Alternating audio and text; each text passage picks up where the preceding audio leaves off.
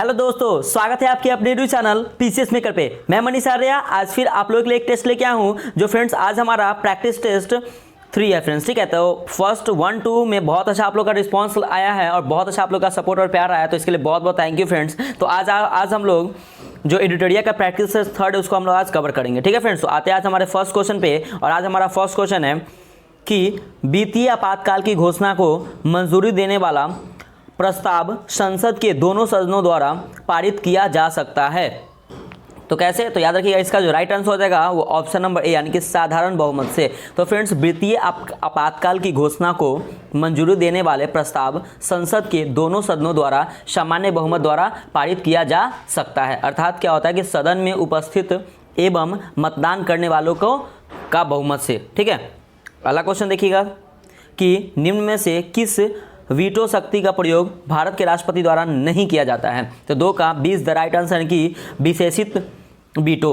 तो भारत के राष्ट्रपति में 3 वीटो शक्तियां मतलब है, एक है अत्यांतिक वीटो, निलंबनकारी वीटो और पॉकेट वीटो निहित है। ठीक है, याद रखिएगा। अगर बात करें हम विशेषित वीटो की तो अमेरिका राष्ट्रपति द्वारा प्रयोग किया जाता है। कौन सा? तो याद रखिएगा विशेषित वीटो को अमेरिका के राष्ट्रपति के द्वारा प्रयोग किया जाता है। ठीक है, अगला क्वेश्चन है 3 नंबर क्वेश्चन देखिएगा कि राज्यसभा के संबंध में निम्न में से क्या सही नहीं है। तो फ्रेंड्स 3 का E is the right answer यानी कि इनमें से कोई नहीं, एक से अधिक। तो विकल्प में जितने भी है वो सभी आपके सत्य, मतलब क्या यह एक अस्थायी संस्था और इसका विघटन नहीं होता।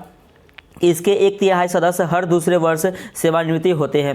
तीसरा है संविधान के राज्यसभा के सदस्यों के लिए पदावधि का निर्धारण नहीं किया है। तो फ्रेंड्स आपका तीनों सही है। और एक है कि राज्यसभा के सदस्यों की पदावधि 6 साल होती है। तो फ्रेंड्स ये आपका चारों सही है। ठीक है, अगला क्वेश्चन देखिएगा 4 नंबर क्वेश्चन देखिएगा फ्रेंड्स कि प्रधानमंत्री का राष्ट्रपति को सूचनाएं प्रदान करने संबंधित कर्तव्यों का उल्लेख है। तो किसमें है? तो 4 का D is the right answer के अनुच्छेद 78 तो अनुच्छेद 78 में प्रधानमंत्री का राष्ट्रपति को सूचनाएं प्रदान करने संबंधित कर्तव्यों का उल्लेख किया गया है। ठीक है, अगला क्वेश्चन है 5 नंबर कि प्रधानमंत्री के संबंध में निम्न में से क्या सही नहीं है। तो क्या सही नहीं है फ्रेंड्स? तो इसमें जो राइट आंसर हो जाएगा ऑप्शन नंबर यानी कि इनमें से कोई नहीं, एक से अधिक। ठीक है, तो देखिए फ्रेंड्स ये जितने भी आपका जो विकल्प जो दिए गए हैं वो सभी विकल्प आपके सही हैं। जैसे में क्या कि वह सरकार का प्रमुख होता है, मतलब प्रधानमंत्री के संबंध में से क्या सही नहीं है। तो वह सरकार का प्रमुख होता है प्रधानमंत्री, वह संसद सदस्य को प्राप्त होने वाले वेतन एवं भत्ते प्राप्त करता है, वह सेनाओं का राजनैतिक प्रमुख होता है, वह किसी भी समय लोकसभा विघटित करने की सिफारिश राष्ट्रपति से कर सकता है। ठीक है फ्रेंड्स, तो इसमें से आपका right answer option number D E सही हो जाएगा। अगला क्वेश्चन है कि वित्त विधेयक को कितने दिनों के भीतर प्रभावी हो जाना चाहिए। तो 6 का D is the right answer की 75 दिन। तो वित्त विधेयक को 75 दिनों के भीतर प्रभावी होना चाहिए। ठीक है, अगला क्वेश्चन देखिएगा फ्रेंड्स 7 नंबर क्वेश्चन है आपका कि निम्नलिखित में से कौन सुमेलित नहीं है, इसमें से मैच कौन नहीं कर रहा है। तो ध्यान से देखिए 7 फ्रेंड्स, तो यहाँ पे क्या हो जाएगा कि वार्षिक वित्तीय विवरण अनुच्छेद 112 में है, धन विधेयक अनुच्छेद 110 में से है। ठीक है, आगे देखिए फ्रेंड्स विनियोग विधेयक अनुच्छेद 113। तो फ्रेंड्स जो हमारा विनियोग विधेयक का उल्लेख जो है ना संविधान के अनुच्छेद 113 में नहीं, संविधान के अनुच्छेद 114 में है, याद रखिएगा। ठीक है, और वित्तीय विधेयक क्या है तो अनुच्छेद 117 में है। तो फ्रेंड्स आपका जो राइट आंसर हो जाएगा ना ऑप्शन नंबर सी सही हो जाएगा। ठीक है, इसमें से ये मैच नहीं कर रहा है। अगला क्वेश्चन है आपका 8 नंबर क्वेश्चन देखिएगा कि किसी राज्य के विधानसभा के सदस्यों की अधिकतम संख्या कितनी हो सकती है। तो 8 का 20 द राइट आंसर यानी कि 500। तो फ्रेंड्स किसी राज्य के विधानसभा के सदस्यों की अधिकतम संख्या 500 एवं न्यूनतम संख्या कितनी हो सकती है। तो याद रखिएगा 60 हो सकती है। ठीक है फ्रेंड्स, तो ये आप लोग याद रखिएगा। अगला क्वेश्चन है 9 नंबर देखिएगा कि जनजातीय क्षेत्र के प्रशासन से संबंधित प्रावधानों का वर्णन निम्न में से किस अनुसूची में है। तो 9 का 20 द राइट आंसर की 6। तो फ्रेंड्स जनजातीय क्षेत्र के प्रशासन संबंधित प्रावधानों का वर्णन संविधान के 6ठी सूची में अनुसूची में क्या है वर्णन है। ठीक है, तो इसको याद आप लोग करिएगा। अगला क्वेश्चन देखिएगा 10 नंबर कि निम्न में से किस अनुच्छेद में वर्णित मूल अधिकार भारतीय नागरिकों एवं विदेशियों दोनों को प्राप्त है। तो 10 का सी इज द राइट आंसर के अनुच्छेद 14। तो अनुच्छेद 14 जिसमें विधि के समक्ष समता और विधियों के समान संरक्षण का उल्लेख है। ठीक है, भारतीय नागरिकों के साथ विदेशियों को भी प्राप्त है। ठीक है, तो ये याद रखिएगा। और शुद्ध में देश के नागरिकों को छोड़ के, तो अपना देश के नागरिकों को छोड़ के विदेशियों को प्राप्त है। अगला क्वेश्चन है 11 नंबर कि निम्न में से किस समिति के चुनावी खर्च के सरकारी निधियन की सिफारिश की थी? तो 11 का 20 द राइट आंसर लिखे इंद्रजीत गुप्ता समिति। तो चुनावी खर्च के सरकारी निधियन यानी कि स्टेट फंडिंग का सुझाव इंद्रजीत गुप्ता समिति ने दिया था। तो इंद्रजीत गुप्ता समिति का स्थापना 1997 में हुआ था। तो इसको आप लोग थोड़ा सा याद रखिएगा, ठीक है। अगला क्वेश्चन है 12 नंबर कि लेखानुदान पारित किया जाता है। तो 12 का फ्रेंड्स 20 द राइट आंसर यानी कि बजट पर आम बहस के उपरांत। तो लेखानुदान बजट पर आम बहस के उपरांत पारित किया जाता है, ठीक है फ्रेंड्स। अगला क्वेश्चन, नेक्स्ट क्वेश्चन देखिएगा आप लोग। नेक्स्ट क्वेश्चन है आपका 30 नंबर कि मंत्रिमंडल शब्द निम्न में से संविधान के किस अनुच्छेद में निहित है? तो फ्रेंड्स 13 का D is the right answer के अनुच्छेद 352। तो संविधान के अनुच्छेद 352 में मंत्रिमंडल शब्द का उल्लेख किया गया है, ठीक है। अगला क्वेश्चन है 14 नंबर कि मुख्य चुनाव आयुक्त का कार्यकाल होता है। तो 14 का सी इज द राइट आंसर कि 6 वर्ष या 65 वर्ष का की आयु तक। तो मुख्य चुनाव आयुक्त का कार्यकाल 6 वर्ष या 65 वर्ष की आयु तक, दोनों में जो पहले हो जाए, ठीक है ना। दोनों में से जो पहले हो जाए उसमें मतलब क्या कार्यकाल होता है, ठीक है। अगला क्वेश्चन देखिएगा 15 नंबर क्वेश्चन है आपका कि जनहित याचिका की अवधारणा की उत्पत्ति एवं विकास निम्न में से किस देश में हुई? तो 15 का 20 द राइट आंसर यानी कि अमेरिका। तो जनहित याचिका की अवधारणा की उत्पत्ति एवं विकास अमेरिका में 1960 के दशक में हुई थी। कब याद रखिएगा? तो 1960 में हुई थी। ये इंपॉर्टेंट पॉइंट, ठीक है। तो फ्रेंड्स इससे जो भी रिलेटेड आपके फैक्ट मैं आपको बताता हूँ, ठीक है। अगला क्वेश्चन देखिएगा कि निम्न कथनों पर विचार करें। तो फ्रेंड्स कथन पे विचार करना, ऐसे भी क्वेश्चन आते हैं आपके बीपीएससी में। तो देखिएगा कथन 1 में क्या कह रहा है कि सिंधु घाटी सभ्यता की जानकारी में साहित्यिक स्रोत की महत्वपूर्ण भूमिका है। कथन 2 में सिंधु घाटी सभ्यता की लिपि चित्रात्मक थी। तो फ्रेंड्स देखिएगा ये जो आपका जो 16 है इसका क्या हो जाएगा? तो इसका बी इस द राइट आंसर केवल 2 सही है। मतलब क्या कि सिंधु घाटी सभ्यता की लिपि चित्रात्मक थी। तो सिंधु घाटी सभ्यता के चित्रात्मक लिपि मिली है, परंतु इसे अब तक पढ़ा नहीं जा सका, ठीक है, जा सका है। सिंधु घाटी सभ्यता की जानकारी का प्रमुख स्रोत पुरातात्विक है, ठीक है ना। तो इसकी जो प्रमुख स्रोत क्या है? तो पुरातात्विक इसके प्रमुख स्रोत है, ठीक है। अगला क्वेश्चन है 17 नंबर कि बौद्ध धर्म के संग संबंधी नियम तथा आचार किस पुस्तक में संग्रहित है? तो 17 का ए इज द राइट आंसर यानी कि विनय पिटक। तो फ्रेंड्स जो हमारे बौद्ध धर्म के संग संबंधित नियम तथा आचार जो है हमारा विनय पिटक में संग्रहित है, ठीक है। विनय पिटक में है संघ के नियम तथा आचार। सूत पिटक में फ्रेंड्स क्या है? तो धार्मिक सिद्धांत एवं उपदेश। और अभिधम पिटक में क्या है? तो बुद्ध के उपदेशों का दर्शन, ठीक है। तो इसको भी थोड़ा सा आप लोग देख लीजिएगा। अगला क्वेश्चन देखिएगा 18 नंबर के सही कथन पर विचार करें। तो कथन ए में कह रहा है कि गौतम बुद्ध ने अपना प्रथम उपदेश सारनाथ में दिया था। कथन 2 में है कि महावीर स्वामी ने अपना प्रथम उपदेश राजगिरी में दिया था। तो फ्रेंड्स देखिएगा 18 का क्या हो जाएगा? तो सी इज द राइट आंसर कि 1 और 2 फ्रेंड्स दोनों सही हो जाएगा। मतलब क्या गौतम बुद्ध ने अपना प्रथम उपदेश सारनाथ में दिया था और महावीर स्वामी ने अपना प्रथम उपदेश राजगिरी में दिया था। तो दोनों आपका राइट हो जाएगा। अगला क्वेश्चन देखिएगा, मैच करना है फ्रेंड्स, ये तो बहुत ज़्यादा इंपॉर्टेंट क्वेश्चन रहता है। मिलान करें, देखिए वंश है और उसके संस्थापक है, उससे संबंधित है। तो देखिए फ्रेंड्स आपका फर्स्ट है 19 का कि पल्लव वंश। तो पल्लव वंश जो है वह किस मतलब पल्लव वंश के संस्थापक कौन थे? तो याद रखिएगा सिंह विष्णु, ठीक है। राष्ट्रकूट, तो राष्ट्रकूट के कौन है? तो याद रखिएगा दंती दुर्ग हो गया। चालुक्य के कौन है? तो जय सिंह हो गए हैं। और यादव वंश के कौन है? तो बिल्लम पंचम हो गए, ठीक है। तो बिल्लम पंचम इसके संस्थापक है। तो फ्रेंड्स इसका जो राइट आंसर हो जाएगा D is the right answer, इसका सही हो जाएगा, ठीक है। अगला क्वेश्चन देखिएगा 20 नंबर क्वेश्चन है आपका कि निम्न में से सही कथन का चयन करें। तो कथन 1 विक्रम संवत की शुरुआत 78 ईस्वी में हुई। कथन 2 में शक संवत की शुरुआत कनिष्क ने की। तो फ्रेंड्स देखिएगा 20 का क्या हो जाएगा? तो 20 का जो राइट आंसर हो जाएगा ऑप्शन नंबर बी यानी कि केवल 2 यानी कि शक संवत की शुरुआत कनिष्क ने की। तो विक्रम संवत की शुरुआत जो हुई थी वो फ्रेंड्स याद रखिएगा 57 से 58, ठीक है। 57 से 58 यानी कि बीसी, 57 से 58 बीसी में विक्रमादित्य के द्वारा हुई थी, ठीक है। विक्रमादित्य के द्वारा की गई शक संवत की शुरुआत 78 ईस्वी में।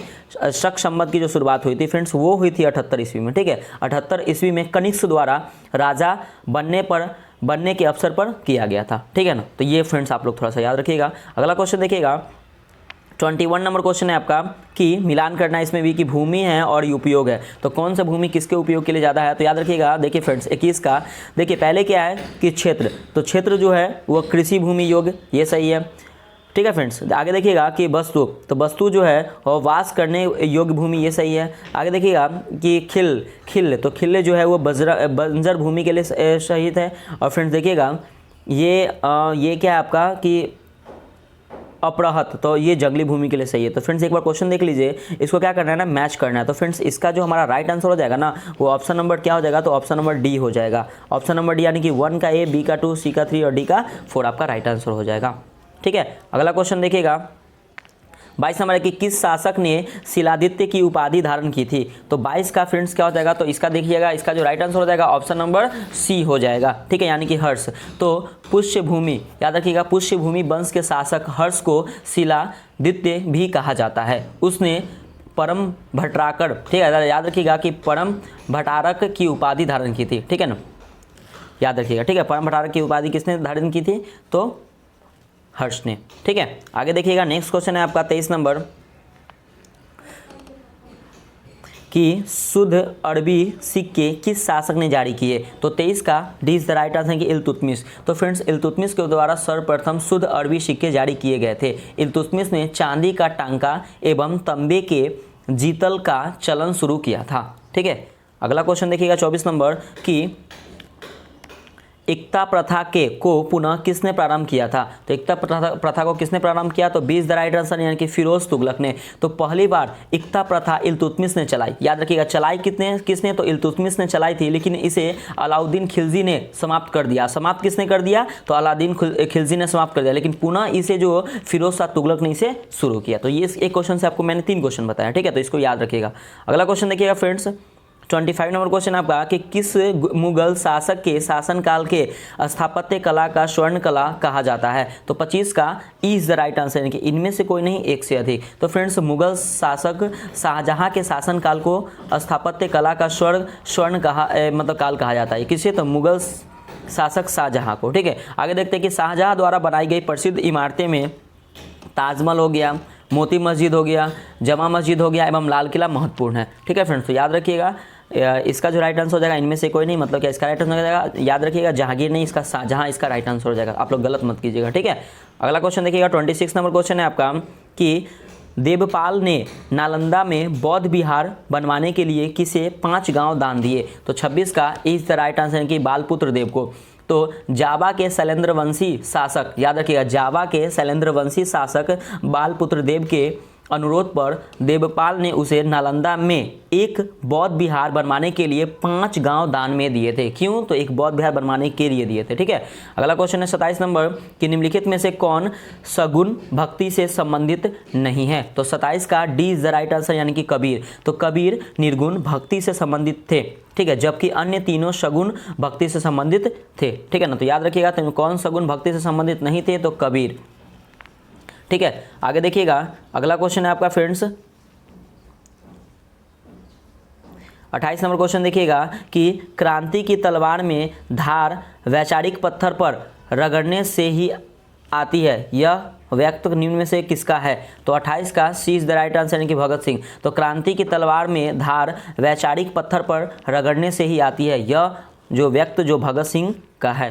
ठीक है, यह लाइन भगत सिंह ने कहा था।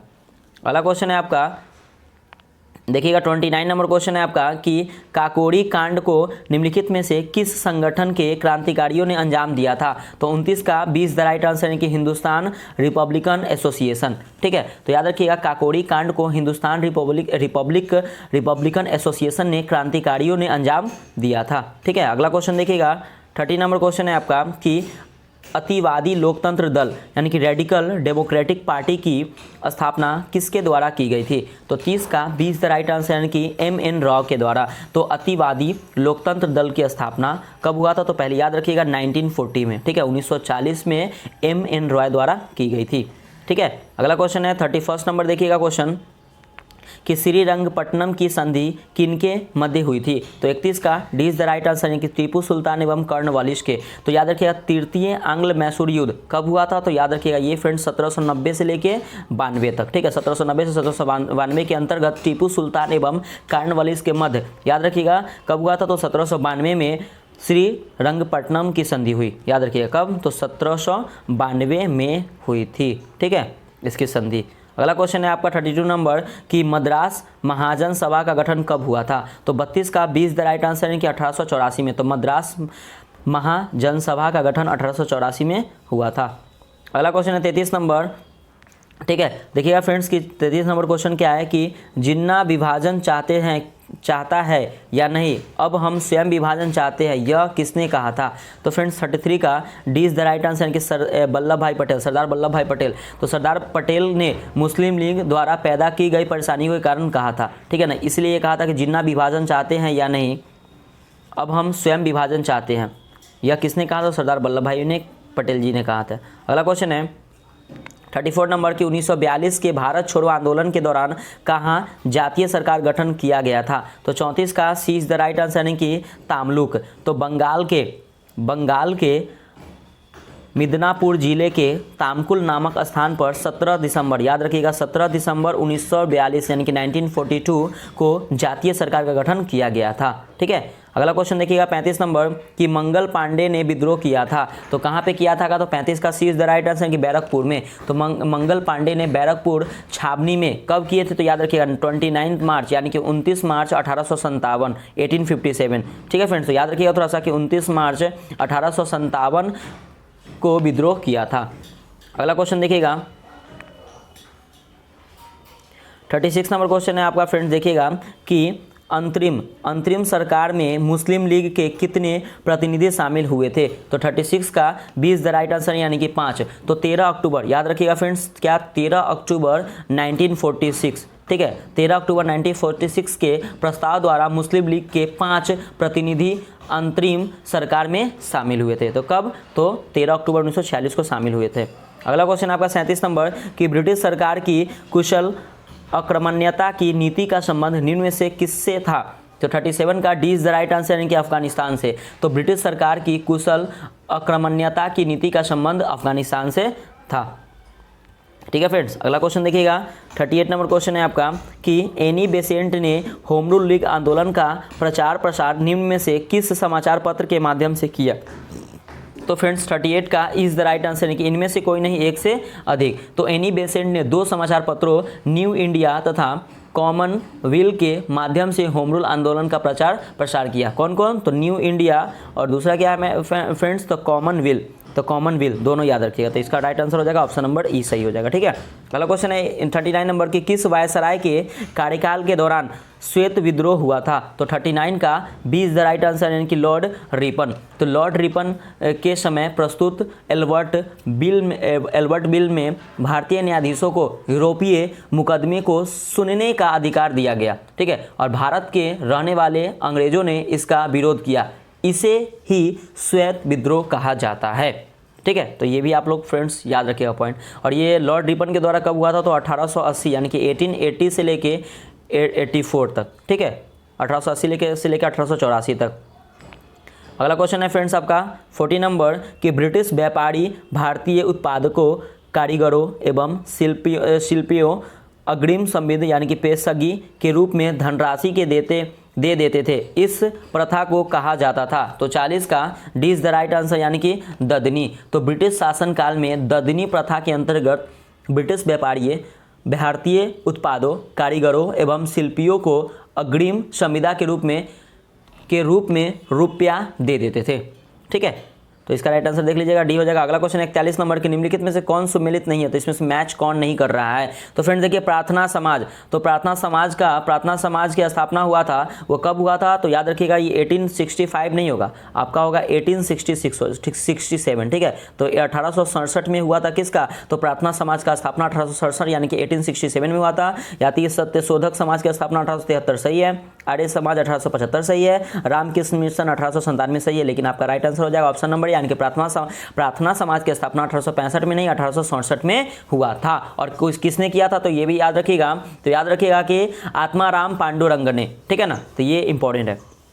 अगला क्वेश्चन है 42 नंबर कि नमक सत्याग्रह के दौरान महात्मा गांधी के गिरफ्तार कर लिए जाने के बाद आंदोलन का नेतृत्व किसने किया? तो 42 का फ्रेंड्स क्या हो जाएगा? तो याद रखिएगा कि 42 का सी इज द राइट आंसर यानी कि अब्बास तैयबजी। तो फ्रेंड्स नमक सत्याग्रह के दौरान गांधी जी के गिरफ्तारी के बाद अब्बास तैयबजी ने आंदोलन के नेता का स्थान ग्रहण किया, परंतु वे भी बाद में गिरफ्तार कर लिए गए थे। ठीक है, तो ये याद रखिएगा। अगला क्वेश्चन है 43 नंबर कि इंडिपेंडेंस फॉर इंडिया लीग की स्थापना की थी, तो किसने की थी? तो 43 का इज द राइट आंसर, यानी कि इनमें से कोई नहीं, एक से अधिक इसका आंसर हो सकता है। तो याद रखिएगा कि जवाहरलाल नेहरू तथा सुभाष चंद्र बोस, ये दोनों बोस ने पूर्ण स्वाधीनता के लक्ष्यों को स्वीकार करवाने के लिए कांग्रेस के भीतर ही एक दबाव समूह के रूप में इंडिपेंडेंस फॉर इंडिया लीग की स्थापना की थी। तो किसने? तो पंडित जवाहरलाल नेहरू और सुभाष चंद्र बोस जी ने। ठीक है, तो ये भी याद रखिएगा। अगला क्वेश्चन है फ्रेंड्स आपका 44 नंबर कि किस तिथि को मुस्लिम लीग ने मुक्ति दिवस के रूप में मनाया? तो फ्रेंड्स 44 का सी इज द राइट आंसर, यानी कि 22 दिसंबर 1939 को।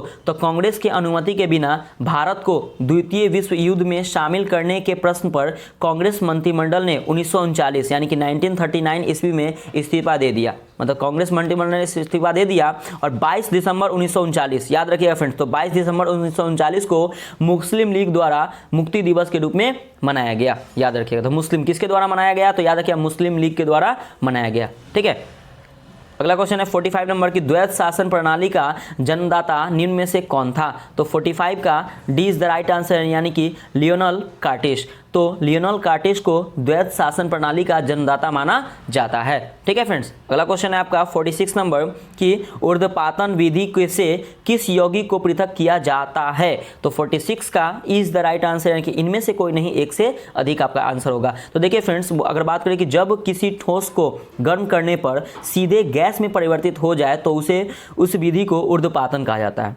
ठीक है, ऊर्ध्वपातन कहा जाता है। जैसे आपका कपूर हो गया, अमोनियम क्लोराइड हो गया, ठीक है, नैप्थेलिन हो गया, एंथ्रेसिन हो गया, बेंजोइक अम्ल हो गया। तो फ्रेंड देखिएगा ये सब आपका जो है ना, ये ऊर्ध्वपातन है। ठीक है ना, तो याद रखिएगा इसका राइट आंसर हो जाएगा ऑप्शन नंबर ई आपका सही हो जाएगा। अगला क्वेश्चन है 47 नंबर कि प्याज में लाल रंग निम्न में से किसके कारण होता है? तो 47 का फ्रेंड्स हो जाएगा D is the right answer, यानी कि एंथोसाइनिन। तो फ्रेंड्स प्याज में लाल रंग एंथोसाइनिन के कारण होता है और टमाटर में जो लाल रंग जो होता है वो लाइकोपीन के कारण होता है। याद रखिएगा टमाटर में लाइकोपीन के कारण टमाटर लाल होता है। ठीक है, अगला क्वेश्चन है 48 नंबर कि जल का त्रिक बिंदु ताप किस तापमान पर होता है? तो 48 का ए इज द राइट आंसर, यानी कि 0 डिग्री सेल्सियस। तो किसी पदार्थ का त्रिक बिंदु वह तापमान और दबाव होता है जिस पर उस पदार्थ के तीनों अवस्था ठोस, द्रव, गैस पाई जाती है। जल का त्रिक बिंदु जो होता है वो 0 डिग्री सेल्सियस होता है।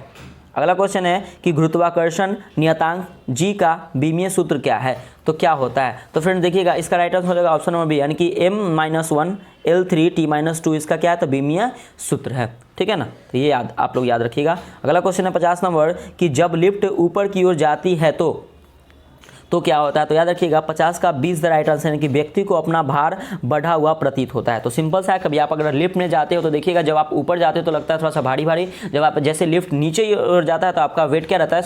शून्य रहता है, 0 रहता है। ठीक है, तो देखिए जब लिफ्ट त्वरण ए से ऊपर जाती है तो व्यक्ति का प्रतिभार बल ए में लगता है। ठीक है, इसी स्थिति में व्यक्ति को पर आरोपित कुल प्रतिक्रिया बल जो होती है पृथ्वी द्वारा आरोपित प्रतिक्रिया बल होती है। ठीक है ना, तो व्यक्ति को क्या लगता है कि बढ़ा हुआ प्रतीत होता है।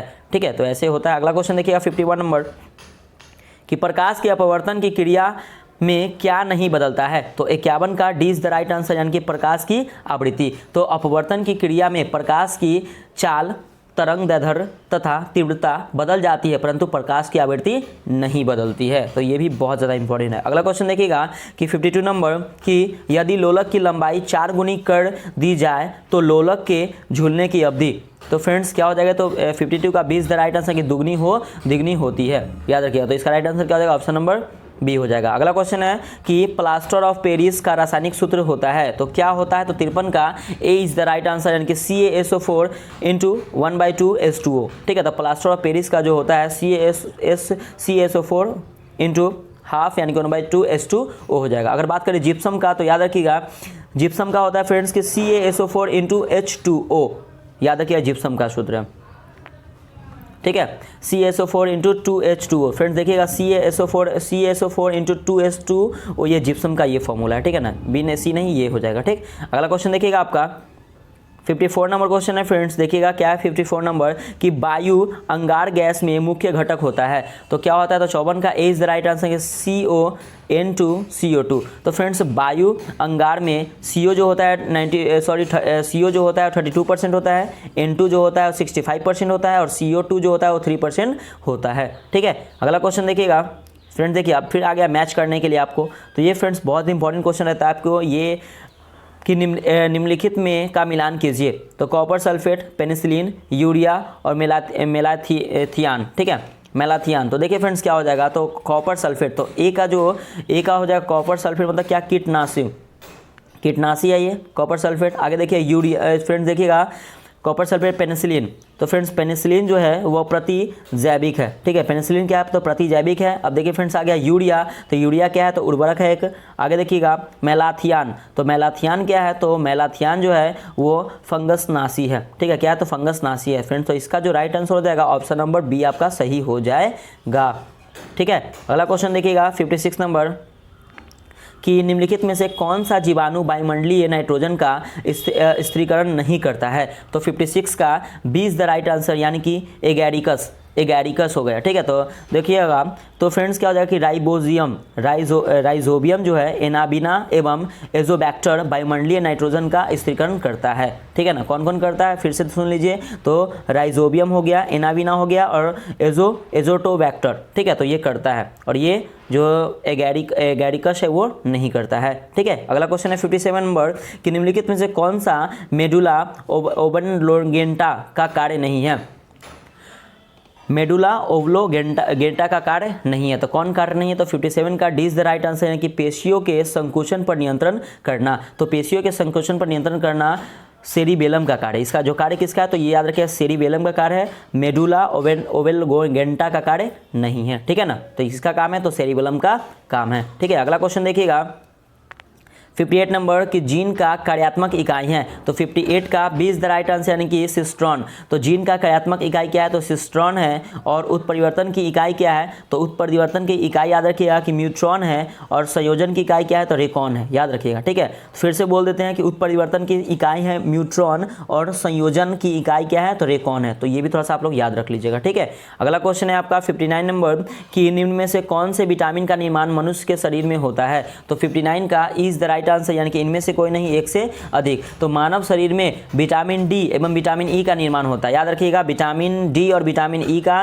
निर्माण मानव शरीर में होता है। अगला क्वेश्चन है 60 नंबर कि स्तनधारियों को भ्रूण में आरबीसी बनाता है। तो 60 का इज द राइट आंसर यानी कि यकृत यानी कि लीवर। तो स्तनधारियों के भ्रूण में यकृत यानी कि आरबीसी बनाता है, ये आरबीसी बनाता है। ठीक है, यकृत में। अगला क्वेश्चन है कि इनमें से कौन सा हार्मोन पीयूष ग्रंथि से स्रावित नहीं होता है। तो 61 का D is the right answer है कि कैलिस्टोनिन। ठीक है, कैलिस्टोनिन, तो कैलिस्टोनिन थायराइड ग्रंथि को से स्रावित होता है। अगला क्वेश्चन देखिएगा आपका 62 नंबर क्वेश्चन है क्या कि कौन सा पदार्थ पौधे के लिए एक सूक्ष्म पोषक होता है। तो 62 का D is the right answer यानी कि बोरॉन। तो बोरॉन पौधे के लिए एक सूक्ष्म पोषक होता है। अगला क्वेश्चन है 63 नंबर कि शरीर के विभिन्न ग्रंथियों किस उत्तक से बनती है। तो 63 का ए इज द राइट आंसर यानी कि उपकला उत्तक। तो उपकला उत्तक ग्रंथियों का निर्माण करती है। अगला क्वेश्चन है 64 नंबर कि डीएनए की श्रृंखलाएं बंधी होती है। तो 64 का D is the right answer यानी कि हाइड्रोजन बंधन से। तो डीएनए की श्रृंखला हाइड्रोजन बंधन से बंधी होती है। अगला क्वेश्चन है 65 नंबर कि मादा जनन तंत्र में किसको मुख्य जनन अंग कहा जाता है। तो 65 का ए इज द राइट आंसर है कि डिंबबाही नलिका को।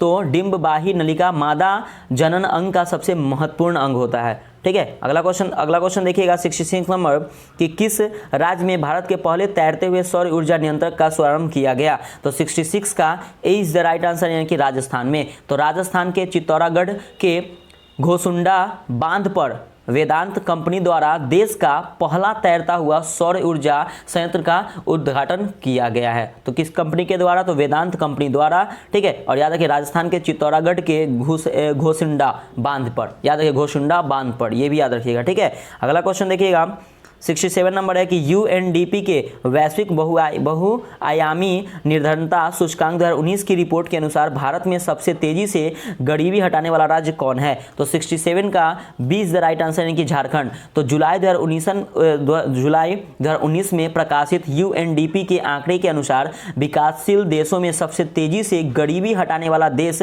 भारत है। याद रखिए, सबसे भारत है और भारत में सबसे तेज गरीबी हटाने वाला राज्य कौन है? तो याद रखिएगा झारखंड। देश भारत है, अपना देश भारत है और राज्य कौन है? तो झारखंड है। ठीक है, अगला क्वेश्चन है 68 नंबर कि रणजी ट्रॉफी के इतिहास में किस टीम ने 2020 में पहली बार रणजी ट्रॉफी जीता? तो 68 का D is the right answer है सौराष्ट्र। तो रणजी ट्रॉफी के इतिहास में सौराष्ट्र ने पहली बार रणजी ट्रॉफी का खिताब जीता 2020 की। रणजी विजेता सौराष्ट्र के कप्तान जयदेव उनादकर थे। ठीक है ना, तो जयदेव उनादकर थे कौन? तो सौराष्ट्र के कप्तान। अगला क्वेश्चन है आपका 69 नंबर कि भारत का पहला हिम तेंदुआ संरक्षण केंद्र हाल ही में किस राज्य में खोला गया? तो 69 का 20 द राइट आंसर है कि उत्तराखंड में। तो भारत का पहला हिम तेंदुआ संरक्षण केंद्र उत्तराखंड के उत्तरकाशी जिले में खोला गया। तो याद उत्तराखंड के उत्तरकाशी जिले। ठीक है फ्रेंड्स, तो ये भी आप लोग याद रखिएगा क्योंकि फ्रेंड्स इससे आपको अच्छा टेस्ट आपको बीपीएससी के लिए कहीं भी नहीं मिलेगा। तो आप बने रहिए पीसीएस मेकर चैनल पे फ्रेंड्स। ठीक है, प्लीज़ अगर आपको कोई भी अगर क्वेरी या कोई भी डाउट होता है तो अगर थोड़ी भी अगर बोलने में थोड़ा सा प्रॉब्लम है तो उसके लिए सॉरी, थोड़ा सा अगर मिस्टेक हो गया तो मैं ऐसे ट्राई कर रहा हूँ कि एक भी मिस्टेक गलती से भी ना हो फ्रेंड्स। ठीक है, तो प्लीज़ आप बने रहिए अपने यूट्यूब चैनल पीसीएस मेकर पे। ठीक है, क्योंकि आप लोगों को मैं डेली प्रैक्टिस टेस्ट लेके आऊँगा फ्रेंड्स और एडिटोरिया का ही, और ये बहुत अच्छा अभी मार्केट में अवेलेबल नहीं है, ये आप लोगों के लिए बहुत ज़्यादा है। तो बने रहिए अपने यूट्यूब चैनल पीसीएस मेकर पे। हाँ, कमेंट करके बताइएगा कि आपको ये वीडियो कैसा लगा प्लीज़। ठीक है ना। अगला क्वेश्चन है 70 नंबर की वर्तमान में भारत के महान्यायवादी कौन है? तो 70 का friends is the right answer. इनमें से कोई नहीं, एक से अधिक। तो वर्तमान में भारत के महान्यायवादी अटॉर्नी जनरल ऑफ इंडिया के वेणुगोपाल है। ठीक है ना, के वेणुगोपाल है। याद रखिएगा कौन? तो अटॉर्नी जनरल ऑफ इंडिया के वेणुगोपाल है। Tushar Mehta solicitor general of India है। याद रखिएगा तुषार मेहता कौन है? तो ये जो तुषार मेहता जो है वो सॉलिसिटर जनरल ऑफ इंडिया है। ठीक है, अगला क्वेश्चन देखिएगा फ्रेंड्स 71 नंबर क्वेश्चन है आपका। क्वेश्चन देखिए कि कोविड-19 के दौर में स्ट्रीट वेंडर्स को स्वरोजगार प्रदान करने एवं उनकी आय बढ़ाने हेतु केंद्र सरकार ने स्वनिधि नामक योजना प्रारंभ की है।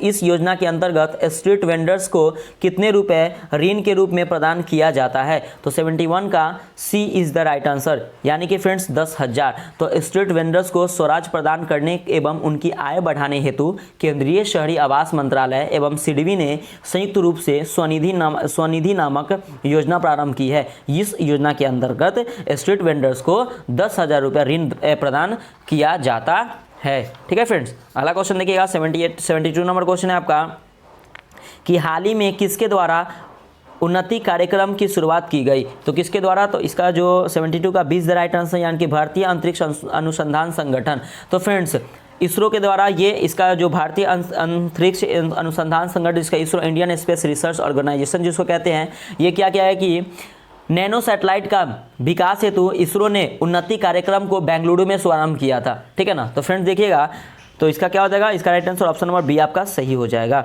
ठीक है, अगला क्वेश्चन देखिएगा 73 नंबर है कि विश्व में सड़क नेटवर्क के मामले में भारत का स्थान है। तो क्या है? तो 73 का 20 द राइट आंसर है कि द्वितीय। तो विश्व में सड़क नेटवर्क के मामले में भारत का स्थान द्वितीय है, जबकि टॉप पे कौन सा देश है? तो याद रखिएगा टॉप पे अमेरिका है। याद रखिएगा, ठीक है, टॉप पे क्या है? तो अमेरिका है। 74 है कि भारत के सबसे बड़े डबल डेकर पुल यानी कि फ्लाईओवर का निर्माण बिहार के किस जिले में किया जा रहा है? तो 74 का ए इज द राइट आंसर यानी कि सारण। तो भारत के सबसे बड़े डबल डेकर फ्लाईओवर का निर्माण बिहार के छपरा सारण में किया जा रहा है। ठीक है, तो बिहार के छपरा सारण में किया जा रहा है। अगला क्वेश्चन है 75 नंबर कि गांधी के पथ पर और महात्मा गांधी की जीवन यात्रा किनकी कृति है? तो 75 का D is the right answer है कि डॉक्टर किरण कुमारी। तो गांधी के पथ पर और महात्मा गांधी की जीवन यात्रा डॉक्टर किरण कुमारी कृति है।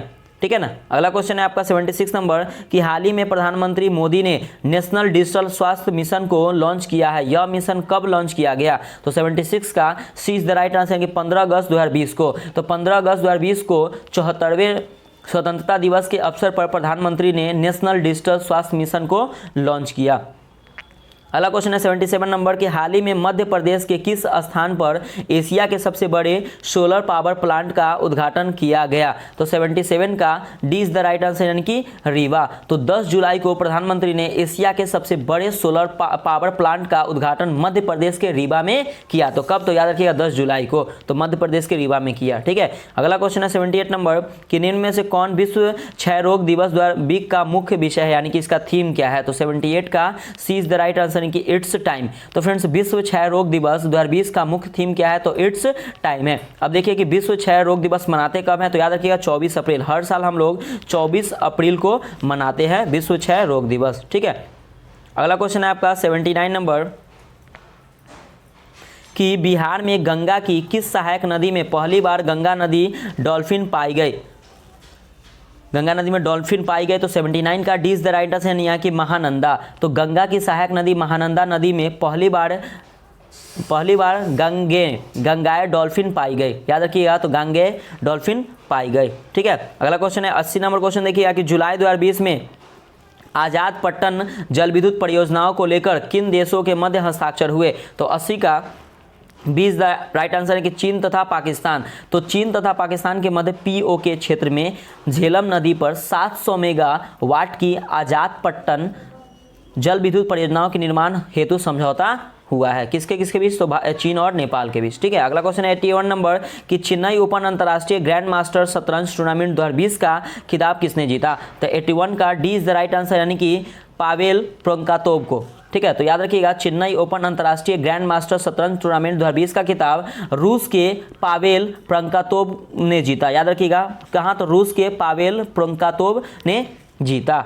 अगला क्वेश्चन है आपका 82 नंबर कि इंडो पैसिफिक क्षेत्र में अर्थव्यवस्था को मजबूत करने हेतु 3 देशों द्वारा त्रिपक्षीय आपूर्ति श्रृंखला लचीलापन पहल शुरू किया गया। निम्न में से कौन सा देश उसमें शामिल नहीं है? तो 82 का सी इज द राइट आंसर यानी कि इंडोनेशिया। तो भारत, जापान तथा ऑस्ट्रेलिया ने चीन पर निर्भरता को कम करने उद्देश्य के त्रिपक्षीय आपूर्ति श्रृंखला पर पहल सप्लाई चेन रेजिलेंस की शुरुआत की है। इस पहल का प्रस्ताव जापान द्वारा किया गया। किसके द्वारा किया गया? तो जापान द्वारा किया गया। और किसमें कौन शामिल नहीं? तो इंडोनेशिया शामिल नहीं है, बाकी भारत, जापान और ऑस्ट्रेलिया तीनों देश शामिल है। तो ये याद रखिएगा। ठीक है, अगला क्वेश्चन है आपका 83 नंबर कि भारतीय तटरक्षक बल ने नए अपतटीय गश्ती पोत को नौसेना शामिल किया है जिसे नाम दिया गया है। तो क्या नाम दिया गया है फ्रेंड्स? तो 83 का B is the right answer यानी कि सार्थक।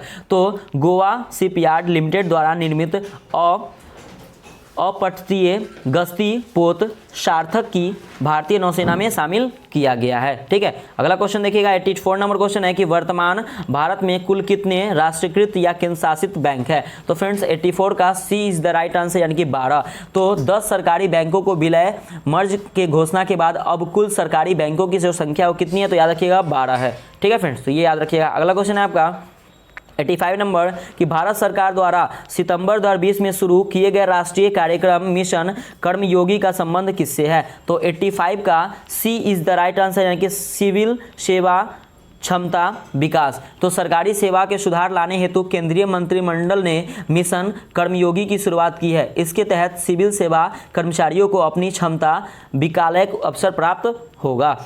ठीक है, अगला क्वेश्चन है 86 नंबर कि 21 सितंबर 2020 को प्रधानमंत्री नरेंद्र मोदी ने किस राज्य में 9 राजमार्ग परियोजनाओं तथा घर तक फाइबर कार्यक्रम की शुरुआत की है? तो 86 का B is the right answer यानी कि बिहार। तो प्रधानमंत्री नरेंद्र मोदी ने बिहार में 14,000 करोड़ की 9 राजमार्ग परियोजना तथा गाँव में इंटरनेट सेवा उपलब्ध कराने के लिए घर तक फाइबर कार्यक्रम की शुरुआत की है। ठीक है, अगला क्वेश्चन है फ्रेंड्स देखिएगा 87 नंबर क्वेश्चन देखिएगा। ठीक है, 87 नंबर क्वेश्चन है क्या कि हाल ही में निम्न में से किस केंद्र शासित प्रदेश में जैव विविधता परिषद की स्थापना की गई है? तो 87 का सी इज द राइट आंसर है कि जम्मू कश्मीर में। तो जम्मू कश्मीर में सितंबर 2020 में जैव विविधता परिषद की स्थापना की गई है, सितंबर 2020 में। अगला क्वेश्चन है आपका 88 नंबर कि बिहार के किन महिलाओं को 8 मार्च 2020 को राष्ट्रपति रामनाथ कोविंद द्वारा नारी शक्ति पुरस्कार से सम्मानित किया गया। तो 88 का इज द राइट आंसर, यानी कि इनमें से कोई नहीं, एक से अधिक। तो बिहार के 2 महिलाओं बीना सिंह एवं भावना कंठ सहित 16 महिलाओं को नारी शक्ति पुरस्कार से सम्मानित किया गया। तो याद रखिएगा यहाँ पे क्या हो गया, तो 2 महिला वीना सिंह एवं भावना कंठ, तो भावना कंठ हो गया और वीना सिंह हो गया। ठीक है, यहाँ पे वीना देवी है तो वीना सिंह हो जाएगा। ठीक है, अगला क्वेश्चन देखिएगा 89 नंबर क्वेश्चन है क्या कि 19वें एशियाई खेल 2020 का आयोजन किस देश में किया जाएगा। तो 89 का इज द राइट आंसर, क्या होगा, हांगझांग चीन में, चाइना में। ठीक है ना। तो 19वें एशियाई खेल जो फ्रेंड्स 2022 में जो होगा वो कहाँ होगा, तो हांगझांग चाइना में होगा। ठीक है, और 20वें एशियाई खेल कब होगा, तो याद रखिएगा, ये भी याद रखिएगा, 20वें जो होगा 2026 में होगा, वो कहाँ पे होगा, तो ये जापान में होगा, नगोया जापान में होगा। ठीक है ना। और एशियाई खेल 2018 का आयोजन कहाँ किया गया था, तो याद रखिएगा जकार्ता और पलेमबर्ग में किया गया था। 2018 का जकार्ता एवं पलेमबर्ग में किया गया था। 19 का हुआ है हांगझांग चाइना में, 2022 को होने वाला है, मतलब 19वां जो एशियाई खेल 2022 में हांगझांग चीन में होने वाला है, और 20वां एशियाई खेल 2026 में जो होगा वो नगोया जापान में होगा। तो इतना पॉइंट आप लोग याद रखिएगा। अगला क्वेश्चन है 90 नंबर कि हाल ही में किस भारतीय बैंक ने आई बॉक्स नामक self service delivery facility launch की है। तो 90 का सी इज द राइट आंसर, यानी कि आईसीआईसीआई बैंक। तो फ्रेंड्स भारत के निजी क्षेत्र के अग्रणी बैंक आईसीआईसीआई बैंक ने हाल ही में आई बॉक्स नामक अग्रणी self service delivery facility launch की है। अब फ्रेंड्स यहाँ पे आईसीआईसीआई, तो प्लीज़ फ्रेंड्स आप लोग कमेंट करके बताइएगा आईसीआईसीआई का फुल फॉर्म। ठीक है, प्लीज़ कमेंट करके बताइएगा आप लोग जरूर। अगला क्वेश्चन है कि बिहार बजट 2020-21 के तहत राज्य सरकार जल जीवन हरियाली अभियान पर कितनी राशि खर्च करेगी। तो 91 का सी इज द राइट आंसर, कि 6000 करोड़। तो फ्रेंड्स बिहार बजट 2020-21 के तहत राज्य सरकार जल जीवन हरियाली अभियान पर 6000 करोड़ रुपए खर्च करेगी। अगला क्वेश्चन है आपका 92 नंबर कि ग्रीन बजट पेश करने वाला देश का पहला राज्य कौन है। तो 92 का इज द राइट आंसर, यानी कि इनमें से कोई नहीं, एक से अधिक। तो ग्रीन बजट फ्रेंड देखिए बिहार देश का ग्रीन बजट पेश करने वाला पहला राज्य है। मतलब क्या भारत देश का जो मतलब बिहार है वह क्या है ना कि पहला ग्रीन बजट पेश करने वाला पहला राज्य है। ठीक है ना, बिहार। ठीक है, भारत देश का पहला राज्य बिहार है जो ग्रीन बजट पेश किया है। ठीक है, अगला क्वेश्चन देखिएगा 93 नंबर है कि आर्थिक सर्वेक्षण 2019-20 के अनुसार भारत में कृषि क्षेत्र में कितनी प्रतिशत वृद्धि दर्ज की गई है। तो 93 का सी इज द राइट आंसर, कि 2.8%। तो कृषि क्षेत्र में वृद्धि 2.8% हुआ है, उद्योग क्षेत्र में वृद्धि फ्रेंड्स 2.5% हुआ है, और सेवा क्षेत्र में वृद्धि 6.9% हुआ है, सेवा क्षेत्र में वृद्धि। ठीक है, तो ये भी आप लोग याद रखिएगा। अगला क्वेश्चन है 94 नंबर कि हाल ही में किस देश ने पर्यटन को प्रोत्साहन देने हेतु भारत सहित 48 देशों के नागरिकों के लिए पर्यटन वीजा शुल्क मुफ्त कर दिया है। तो 94 का इज द राइट आंसर, कि श्रीलंका। तो श्रीलंका ने अपने देश में पर्यटन को बढ़ावा देने के लिए भारत सहित 48 देशों के नागरिकों के लिए पर्यटन वीजा शुल्क समाप्त कर दिया है। ठीक है ना। अगला क्वेश्चन देखिएगा 95 नंबर क्वेश्चन है आपका कि विश्व बैंक द्वारा जारी आंकड़ों के अनुसार विदेशों में से धन संप्रेषण के मामले में भारत का स्थान है। तो क्या है, तो 95 का ए इज द राइट आंसर, है कि ऊपर से प्रथम। तो हाल ही में विश्व बैंक द्वारा जारी आंकड़े के अनुसार भारतीय विदेशों से धन संप्रेषण के मामले में प्रथम स्थान पर है कौन, तो हमारा देश इंडिया। ठीक है ना। अगला क्वेश्चन है आपका 96 नंबर कि किस सिख गुरु ने बिहार में गया, राजगीर, पटना, भागलपुर आदि की यात्रा की थी। तो 96 का क्या हो जाएगा, ए इज द राइट आंसर, यानी कि गुरु नानक देव। तो गुरु नानक देव ने बिहार में गया, राजगीर, पटना, मुंगेर, भागलपुर की यात्रा की थी। ठीक है। अगला क्वेश्चन है 97 नंबर की कुंवर सिंह की मृत्यु के पश्चात किसने 1857 की क्रांति में बिहार का नेतृत्व किया। तो 97 का B is the right answer, कि अमर सिंह। तो 1858 याद रखिएगा कि 1858 ईस्वी में कुंवर सिंह की क्या हो गई थी मृत्यु के बाद उनके छोटे भाई अमर सिंह ने आंदोलन का नेतृत्व संभाला। ठीक है। अगला क्वेश्चन है आपका कि 98 नंबर कि चंपारण में कृषि की स्थिति के जांच के लिए किसके नेतृत्व में चंपारण अग्रेरियन समिति का गठन किया गया था। तो 98 का friends D is the right answer, कि एफ जी सलाई। तो फ्रेंड्स देखिएगा 3 कठिया प्रणाली की समस्या की जांच के लिए चंपारण एग्रीरेनियन समिति का गठन एफ जी सलाई के नेतृत्व में किया गया। इसके सदस्यों में महात्मा गांधी भी थे। ठीक है। अगला क्वेश्चन है 99 नंबर कि दिल्ली में किला ए कुहना नामक मस्जिद का निर्माण किसने करवाया था? तो 99 का ए इज द राइट आंसर, यानी कि शेरशाह। तो दिल्ली में किला ए कुहना नामक मस्जिद का निर्माण शेरशाह सूरी ने करवाया था और ग्रैंड ट्रंक रोड इन्होंने ही बना था, शेरशाह सूरी ने, तो ये भी याद रखिएगा। 100 नंबर क्वेश्चन है कि बिहार के प्रथम प्रधानमंत्री मोहम्मद यूनुस का संबंध निम्नलिखित में से किस पार्टी से था? ठीक है, तो देखिएगा, तो फ्रेंड्स इसका 100 का जो राइट आंसर हो जाएगा ऑप्शन नंबर सी, यानी कि इंडिपेंडेंट पार्टी। तो फ्रेंड्स 1937 के, याद रखिए 1937 के चुनाव के बाद 1939 में कांग्रेस द्वारा सरकार नहीं बनाने पर दूसरी बड़ी इंडिपेंडेंस पार्टी के मोहम्मद यूनुस के नेतृत्व में सरकार का गठन किया गया, याद रखिएगा, ठीक है ना। अगला क्वेश्चन है 101 नंबर कि भारत में बिहार की जनसंख्या है, तो बिहार की जनसंख्या क्या है? तो 101 का सी इज द राइट आंसर हो जाएगा, शीर्ष से तृतीय। तो 2011 की जनगणना के अनुसार जनसंख्या की दृष्टि से शीर्ष 3 राज्य है, पहला हो गया उत्तर प्रदेश, दूसरा हो गया महाराष्ट्र और तीसरा क्या हो जाएगा? बिहार हो जाएगा, ठीक है ना। तो ये जनगणना 2011 के अनुसार है। अगला क्वेश्चन है 102 नंबर क्वेश्चन देखिएगा कि दरभंगा जयनगर के बीच कौन सा राष्ट्रीय राजमार्ग है? तो 102 का D is the right answer, यानी कि NH 105। तो राष्ट्रीय राजमार्ग संख्या 105 दरभंगा एवं जयनगर को जोड़ती है। किसको जोड़ती है? तो दरभंगा एवं जयनगर को, ठीक है। अगला क्वेश्चन देखिएगा 103 नंबर क्वेश्चन है आपका कि निम्नलिखित को सूचियों को मिलान करें। तो काम्बर पक्षी विहार, गोगाविल पक्षी विहार, कुशेश्वर पक्षी विहार, नकटी पक्षी विहार। तो फ्रेंड्स ये कहाँ कहाँ है उसको बताइएगा। तो पहला देखिएगा ऑप्शन आपका ए क्या है? तो काम्बर पक्षी विहार, तो ये कहाँ है? तो याद रखिएगा ये बेगूसराय में। कहाँ पे है? तो बेगूसराय हो गया। आगे देखिएगा कि गोगाविल पक्षी विहार, तो ये फ्रेंड्स गोगाविल पक्षी विहार जो है कटिहार में है, ठीक है ना। तो 1 हो जाएगा इसका। कुशेश्वर पक्षी विहार, तो कुशेश्वर पक्षी विहार फ्रेंड्स कहाँ है? तो ये दरभंगा में है। और नकटी पक्षी विहार क्या हो जाएगा? तो ये जमुई हो जाएगा, यानी कि फ्रेंड्स इसका राइट आंसर हो जाएगा ऑप्शन नंबर सी, ठीक है। अगला क्वेश्चन देखिएगा फ्रेंड्स, अगला देखिएगा कि 104 नंबर क्वेश्चन है कि निम्नलिखित में से किस नदी का उद्गम हिमालय के महाभारत श्रेणी से नहीं होता है? तो फ्रेंड्स 104 का क्या हो जाएगा? तो D is the right answer की बलान। तो महानंदा, कमला, बागमती नदियों का उद्गम हिमालय की महाभारत श्रेणी नेपाल से होता है। बलान नदी का उद्गम नेपाल के चूड़िया श्रेणी से होता है, याद रखिएगा इसका जो उद्गम जो है वो नेपाल के क्या है? तो चूड़िया श्रेणी से होता है, ठीक है फ्रेंड्स। बी क्वेश्चन देखिए, ये फ्रेंड्स देखिएगा 105 नंबर क्वेश्चन है आपका। क्या क्वेश्चन है देखिएगा कि डॉक्टर श्री कृष्ण सिंह का जन्म बिहार में कहाँ हुआ था? तो 105 का 20 द राइट आंसर की बड़बीघा में। तो बिहार के प्रथम मुख्यमंत्री, याद रखिएगा बिहार के प्रथम मुख्यमंत्री डॉक्टर श्री कृष्ण सिंह का जन्म बड़बीघा मुंगेर में हुआ था, ठीक है। अगला क्वेश्चन देखिए 106 नंबर है कि विदेशियाँ किसकी प्रसिद्ध कृति हैं? तो 106 का ए इज द राइट आंसर की भिखारी ठाकुर का। तो राय बहादुर भिखारी ठाकुर भोजपुरी के प्रसिद्ध लेखक थे, उनकी प्रसिद्ध रचना विदेशिया है, ठीक है। अगला क्वेश्चन है आपका 107 नंबर क्वेश्चन है आपका कि बिहार में सौराठ मेला का आयोजन कहाँ किया जाता है? तो सौराठ मेला का आयोजन, तो 107 का D is the right answer की मधुबनी में। तो सौराठ मेले का आयोजन मधुबनी में किया जाता है। इस मेले में मैथिल ब्राह्मण परिवार के अविवाहित लड़के लड़कियां विवाह के उद्देश्य से पहुंचते हैं, ठीक है।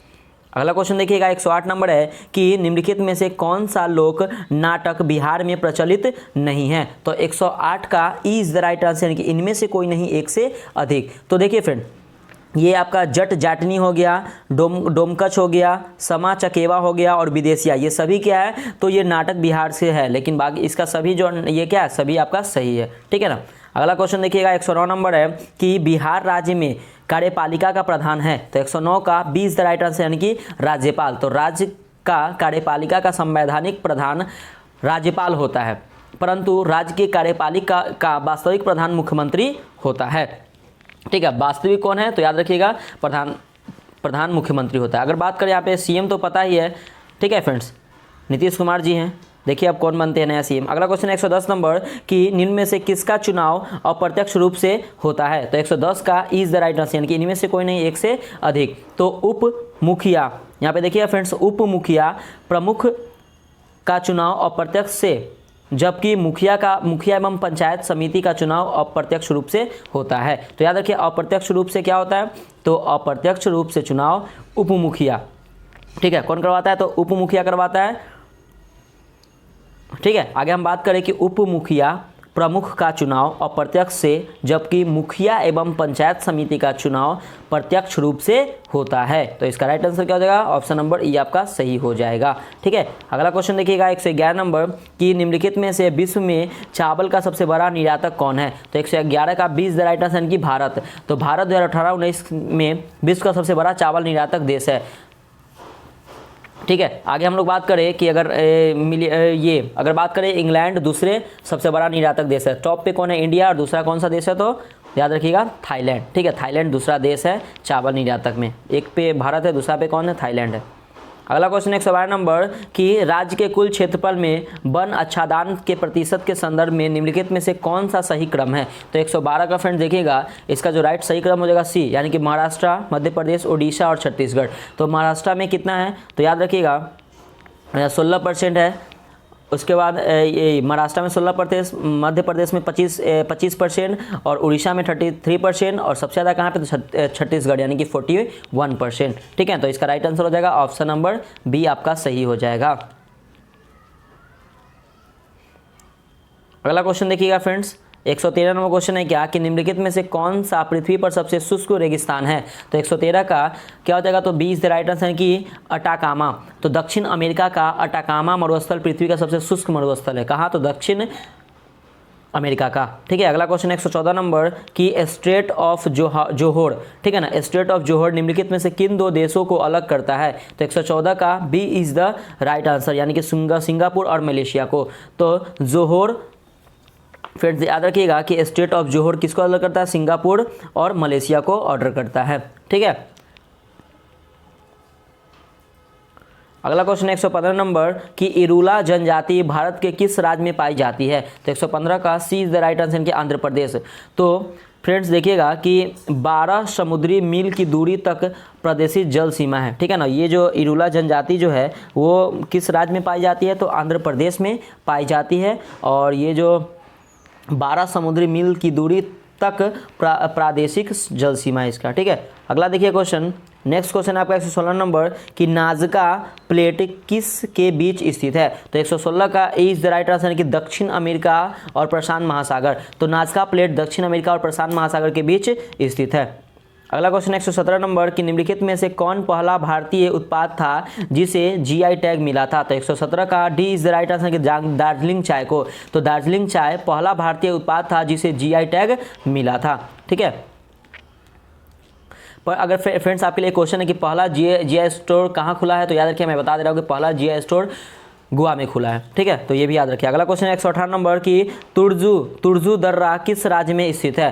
तुर्जू दर्रा, याद रखिएगा कि तुर्जू दर्रा किस राज्य में स्थित है? तो राइट आंसर हो जाएगा ऑप्शन नंबर ई, यानी कि इनमें से कोई नहीं, एक से अधिक। तो तुर्जू दर्रा मणिपुर के दक्षिण पूर्व में म्यांमार की सीमा पर स्थित है। इस दर्रे से होकर म्यांमार के लिए मार्ग जाता है। ठीक है ना, तो इसका राइट आंसर ऑप्शन नंबर ई हो जाएगा। अगला क्वेश्चन है कि 119 नंबर कि बांग्लादेश में ब्रह्मपुत्र नदी किस नाम से जानी जाती है? तो 119 का सी इज द राइट आंसर की जमुना। तो बांग्लादेश में ब्रह्मपुत्र नदी को जमुना नाम से जाना जाता है। अगला क्वेश्चन 120 नंबर कि भारत का सबसे अधिक हेमेटाइट कहाँ स्थित है? तो 120 का ए इज द राइट आंसर कि उड़ीसा में। तो भारत में सर्वाधिक हेमेटाइट उड़ीसा में पाया जाता है।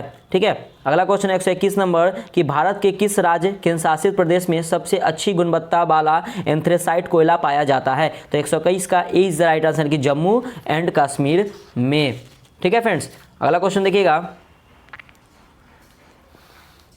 अगला क्वेश्चन है कि 122 नंबर क्वेश्चन देखिएगा कि भारत में किस क्रम की चट्टानों में हीरा पाया जाता है? तो याद रखिएगा 122 का 20 द राइट आंसर विंध्यन।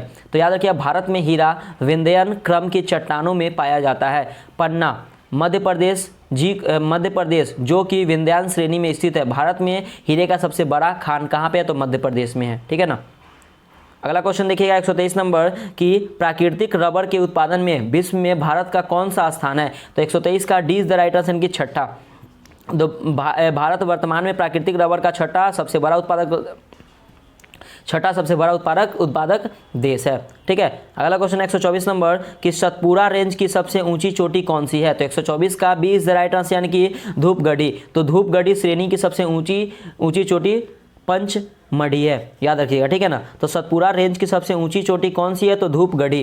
ठीक है ना। और धूपगढ़ी श्रेणी की सबसे ऊंची चोटी पंचमढ़ी है, तो ये भी आप लोग याद रखिएगा। अगला क्वेश्चन 125 नंबर कि भारत में भूतापीय ऊर्जा के संयंत्र किस राज्य के शासित प्रदेश में है? तो 125 का E is the right answer कि इनमें से कोई नहीं, एक से अधिक। तो भारत में भूतापीय ऊर्जा के संयंत्र हिमाचल प्रदेश में मणिकरण और लद्दाख में पुना घाटी में स्थित है, ठीक है ना। अगला क्वेश्चन देखिएगा 126 नंबर क्वेश्चन है फ्रेंड्स कि निम्न में से किस मद को राष्ट्रीय आय की गणना करते समय जोड़ा जाता है? तो 126 का E is the right answer कि इनमें से कोई नहीं, एक से अधिक। तो राष्ट्रीय आय की गणना में मध्यवर्ती वस्तुएं, हस्तांतरण, भुगतान, पूंजीगत लाभ, अंशों आदि के विक्रय से प्राप्त राशि, गृहिणी की सेवाओं का मूल्य, काला धन आदि को शामिल नहीं किया जाता है, ठीक है फ्रेंड्स। तो इसको शामिल नहीं किया जाता है। अगला क्वेश्चन देखिए 127 नंबर क्वेश्चन है आपका 127 नंबर क्वेश्चन देखिए फ्रेंड्स, थोड़ा सा बड़ा इसको मैं छोटा कर देता हूँ कि आर्थिक समृद्धि और आर्थिक विकास में निम्न में से कौन सा एक उपयुक्त अंतर है? तो कौन सा एक उपयुक्त अंतर है फ्रेंड्स? तो देखिएगा 127, तो 127 का फ्रेंड्स तो इसका राइट आंसर क्या हो जाएगा? ऑप्शन नंबर ए, यानी कि आर्थिक समृद्धि मात्रात्मक अवधारणा है जबकि आर्थिक विकास गुणात्मक अवधारणा है, ठीक है ना। तो इसका right answer option number A आपका सही हो जाएगा। अगला क्वेश्चन देखिएगा 128 नंबर क्वेश्चन है क्या कि भारत में भारतीय द्वारा खोला गया पहला बैंक निम्न में से कौन था? तो 128 का D is the right answer, यानी कि अवध कर्मशीलय बैंक। याद रखिएगा कि भारत में खोला गया प्रथम बैंक यूरोपीय द्वारा, याद रखिएगा कि भारत में, इसका right answer option number D हो जाएगा, यानी कि अवध कर्मशीलय बैंक। तो देखिए फ्रेंड्स, भारत में खोला गया प्रथम बैंक यूरोपीय द्वारा किया गया खोला, उसका नाम था हिंदुस्तान बैंक। भारतीय द्वारा खोला गया पहला बैंक अवध कर्मशीलय बैंक है, ठीक है ना। तो भारत के द्वारा खोला गया तो अवध कर्मशीलय बैंक है, लेकिन भारत के द्वारा खोला गया बैंक, लेकिन किसके द्वारा खोला? तो प्रथम बैंक खुला भारत में, लेकिन वो यूरोपीय के द्वारा खुला, तो याद रखिए हिंदुस्तान बैंक, ठीक है। और संयुक्त पूंजी से खोला गया बैंक इलाहाबाद बैंक है। तो ये आप लोग पॉइंट आप लोग याद रखिएगा, ठीक है फ्रेंड्स। अगला क्वेश्चन देखिएगा 129 नंबर क्वेश्चन है आपका कि भारतीय रिजर्व बैंक की स्थापना निम्न में से किस समिति के सिफारिश पर की गई थी? तो 129 का D is the right answer कि हिल्टन यंग समिति। तो फ्रेंड्स, भारतीय रिजर्व बैंक की स्थापना हिल्टन यंग समिति की सिफारिश पर की गई थी, ठीक है। अगला क्वेश्चन देखिएगा 130 नंबर क्वेश्चन है आपका कि भारत में औद्योगिकरण एवं विदेशी निवेश को बढ़ावा देने के लिए विशेष आर्थिक क्षेत्र नीति की घोषणा किस वर्ष की गई थी? तो 130 का सी इज द राइट आंसर की 2000, ठीक है फ्रेंड्स। तो यहाँ पे क्या हो जाएगा कि भारत में औद्योगिकरण एवं विदेशी निवेश को बढ़ावा देने के लिए अप्रैल में 2000 में विशेष आर्थिक क्षेत्र नीति स्पेशल इकोनॉमिक जोन पॉलिसी की घोषणा की गई थी, ठीक है ना, अप्रैल 2000 में। आगे इस नीति को प्रभावी बनाने के लिए विशेष आर्थिक क्षेत्र अधिनियम 2005 पारित किया गया, जो फरवरी 2006 से लागू हुआ है, ठीक है फ्रेंड्स। आगे देखिएगा 131 नंबर क्वेश्चन है आपका कि यदि केंद्रीय बैंक द्वारा रेपो दर में वृद्धि की जाती है तो 131 का क्या होता है? तो B is the right answer की मुद्रा प्रसार में कमी आती है। तो रेपो दर में वृद्धि किए जाने पर ऋण की ब्याज दरों में भी वृद्धि होती है, जिसके परिणाम स्वरूप शाख सृजन की प्रक्रिया में कमी आती है, अतः मुद्रा प्रसार में कमी होगी, ठीक है। अगला क्वेश्चन देखिएगा 132 नंबर है क्या कि प्रत्यक्ष कर संहिता का संबंध निम्न में से किससे है? तो 132 का D is the right answer, यानी कि आयकर। तो आयकर हो गया। तो प्रत्यक्ष कर संहिता भारतीय कर प्रणाली में प्रत्यक्ष कर व्यवस्था में सुधार व सरलीकरण से संबंधित है, चूंकि उपयुक्त विकल्पों में आयकर एक प्रत्यक्ष कर है, ठीक है ना। तो आयकर आपका क्या है? तो एक प्रत्यक्ष कर है, ठीक है ना, याद रखिएगा ये। बाकी आपका सभी क्या है? तो आपका जो सुधार में जो भी है वो आपका राइट आंसर क्या हो जाएगा? तो राइट आंसर हो जाएगा ऑप्शन नंबर डी आपका सही हो जाएगा, ठीक है। अगला क्वेश्चन है 133 नंबर है कि निम्न में से कौन सा संगठन भारत में म्यूचुअल फंड का नियमन करता है? तो कौन करता है? तो 133 का B is the right answer, यानी कि भारतीय प्रतिभूति और विनियम बोर्ड। तो फ्रेंड्स, ये भारतीय प्रतिभूति और विनिमय बोर्ड जो है वह संगठन भारत में म्यूचुअल फंड का नियमन करता है, ठीक है। अब आरबीआई बैंकों का नियमन करता है, आरबीआई जो है बैंकों का नियमन करता है, और सेबी जो है शेयर बाजार हो गया, म्यूचुअल फंड हो गया आदि का नियमन करता है, याद रखिएगा, ठीक है। तो ये भी इंपॉर्टेंट है। अगला क्वेश्चन है आपका 134 नंबर क्वेश्चन है क्या कि भारत में प्रथम विशेष आर्थिक क्षेत्र की स्थापना कहाँ की गई थी? तो 134 का ए इज द राइट आंसर, यानी कि कांडला में। तो भारत में प्रथम SEZ की स्थापना कांडला गुजरात में की गई थी। 1965 में निर्यात संवर्धन क्षेत्र की शुरुआत की गई थी। याद रखिए 1965 में इसकी शुरुआत की गई थी, जिसका नाम बदलकर